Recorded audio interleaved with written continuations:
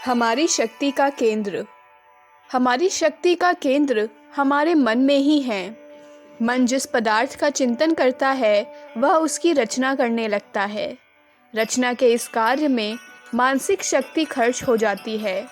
इस प्रकार मनुष्य तब अपनी शक्ति को खो देता है तो दुखी हो जाता है। संसार के पदार्थों के विषय में अधिक चिंतन करने से हम अपने आप को ही भूल जाते हैं। इसके परिणाम स्वरूप तब किसी प्रकार का कुचिंतन मन में आ जाता है तो हम उसे रोक नहीं सकते। फिर जैसे हमारा चिंतन होता है, घटनाएं भी उसी प्रकार होती हैं। शक्ति की उपस्थिति की अवस्था में मनुष्य के विचार उसके काबू के बाहर हो जाते हैं। धन, परिवार और यश की वृद्धि में मनुष्य का मन फंसा रहता है। जब तक मनुष्य अपनी सब प्रकार की बाहरी वृद्धि देखता है तब तक आध्यात्मिक चिंतन को उसकी इच्छा ही नहीं होती। आध्यात्मिक चिंतन ऐसी अवस्था में नीरस प्रतीत होता है। बहुत से लोगों को तो सांसारिक कामों से फुर्सत ही नहीं मिलती कि वे अपने आप के विषय में सोचें। कितने ही मनुष्य अकेले नहीं रह सकते। यदि उन्हें किसी काल के लिए अकेला छोड़ दिया जाए तो वे काल कवलित बन जाएं। इसका प्रधान कारण उनका कुरूप आला ही है। अधिक देर तक सांसारिक बातों में मन को विचरण करने देने से अनेक प्रकार के राग द्वेष के विचार मन में घर कर लेते हैं। इन विचार को नैतिक बुद्धि स्वीकार नहीं कर सकती, अतएव इनका वसन होता है। पर दमन से किसी भी प्रकार को भावना का बल चढ़ता है, वह भावना नष्ट नहीं होती। जिन व्यक्तियों का आचरण जितना अधिक नैतिक होता है, वे अपनी अप्रिय विभत्स भावनाओं का दमन उतना ही अधिक करते हैं और इसीलिए उनके मन में उतनी ही अधिक अशांति रहती है। इस अशांति के कारण उन्हें बिना काम के रहना असंभव हो जाता है। पर तब हम अपनी दलित मानसिक भावनाओं को स्वीकार नहीं करते तो वे दूसरे लोगों पर आरोपित हो जाती हैं। ऐसी अवस्था से मनुष्य अपने ही दुर्गुणों को दूसरों में देखता है। तब उनमें सुधार होते हुए नहीं देखता है तो दुखी होता है। इस दुख का कारण आत्मविस्तृति ही है। तब हम में मानसिक शक्ति नहीं रहती तो हमारी बातें कोई नहीं मानता। जिस व्यक्ति में जितनी कम दूसरे को सुधार करने की शक्ति रहती है, उसमें दूसरे का सुधार करने का उतना ही उतावलापन रहता है। सभी काम आत्मोन्मुख होकर करने से सफलता को अंजाम देते हैं। जब किसी कार्य को चिंता से और उद्विग्न मन होकर किया जाता है तो उसमें विफलता मिलती है। साम्यावस्था में सहज भाव शक्तिवर्धक है। जब हम अपने कार्य में कोई त्रुटि देखें अथवा किसी प्रकार की सहायता की आवश्यकता देखें तो हमें अपने भीतर ही सिमट जाना चाहिए। जब मन की उद्विग्नता मिट जाती है तो नया साहस और उत्साह प्राप्त होता है। शांत भाव में ही शक्ति है। अशांत भाव में शक्ति का विनाश है। किसी भी पदार्थ के विषय में बार बार सोचने से हमारी शक्ति का विनाश होता है।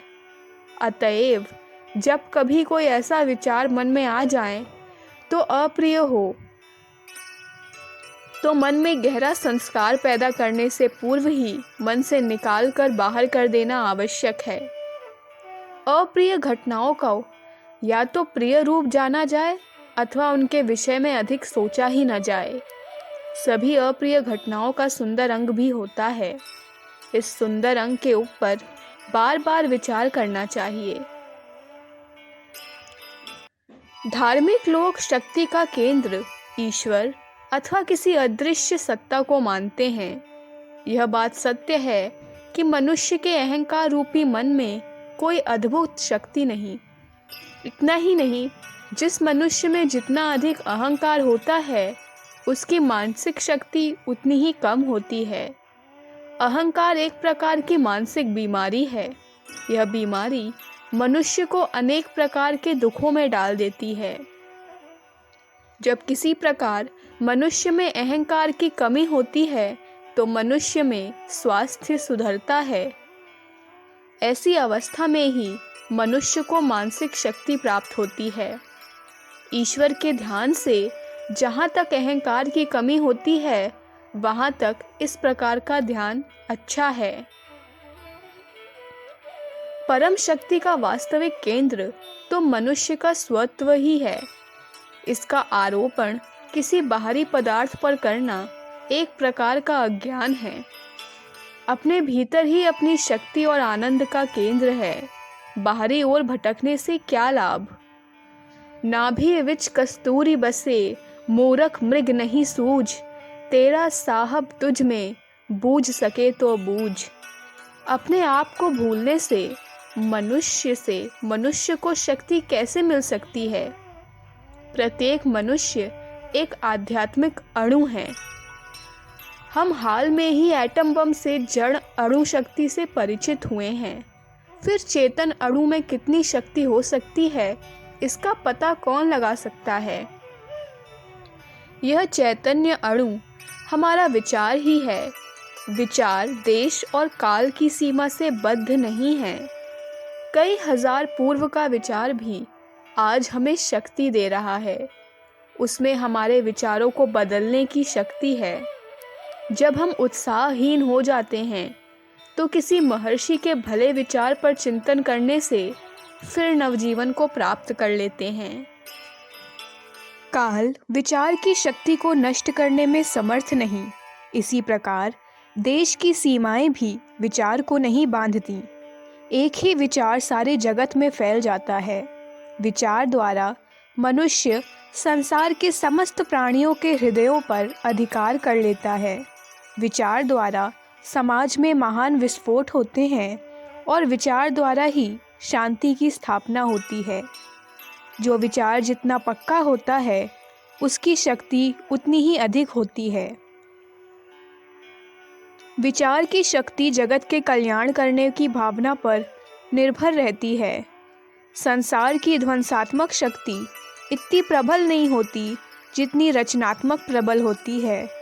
कहा जाता है शैतान ही ईश्वर के नाम से मनुष्य के समक्ष आता है और पूजता है।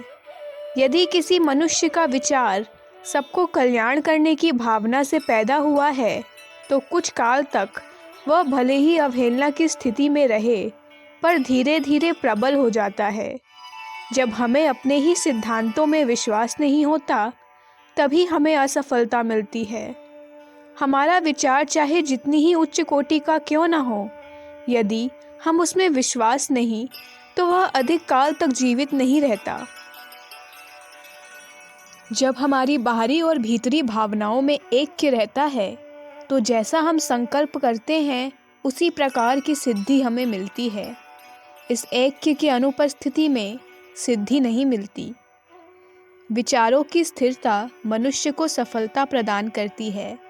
विचारों की अस्थिरता अविश्वास के कारण होती है और इसका परिणाम भला नहीं होता। अस्थिर विचारों से आत्मविश्वास की और भी कमी हो जाती है। बीमारी की अवस्था में मनुष्य के विचार उसके काबू के बाहर हो जाते हैं। वे बीमारी की ही कल्पना में लग जाते हैं। इसी प्रकार किसी प्रकार की असफलता की अवस्था में भी मनुष्य के विचार नकारात्मक विचार हो जाते हैं। वह सफलता के होने में विश्वास ही नहीं करता। जब तक मनुष्य के विचार नहीं सुधरते न उसका स्वास्थ्य सुधरता है और न उसकी परिस्थिति सुधरती है। जब नकारात्मक विचारों की वृद्धि होने लगे तो किसी प्रकार चिंतन को शांत कर देने से ही भारी लाभ होता है। कितने रोगियों का जटिल रोग अपने विचारों को श्वास प्रश्वास पर केंद्रित करने से नष्ट हो जाता है। रोगों के विनाश में आत्मनिर्देश का भारी कार्य होता है, पर चित्त की बिगड़ी हुई अवस्था में मनुष्य का आत्मनिर्देश उसका कल्याण नहीं करता।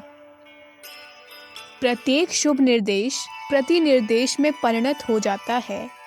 यदि हम अपने आत्मनिर्देश से कोई लाभ उठाना चाहते हैं तो पहले हमें अपने तन और अचेतन मन में एकता स्थापित करनी होगी।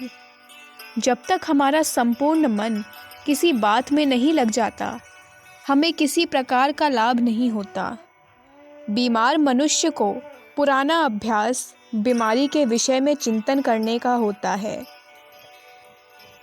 किसी प्रकार का शुभ निर्देश सफल होने के पूर्व यह आवश्यक है कि बीमार मनुष्य अपनी बीमारी के विषय में सोचना बंद करे।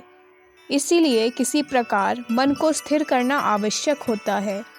जब मनुष्य अपनी बीमारी के विषय में भूल जाता है तो फिर उसे जैसा निर्देश दिया जाता है उसका वैसा ही फल होता है।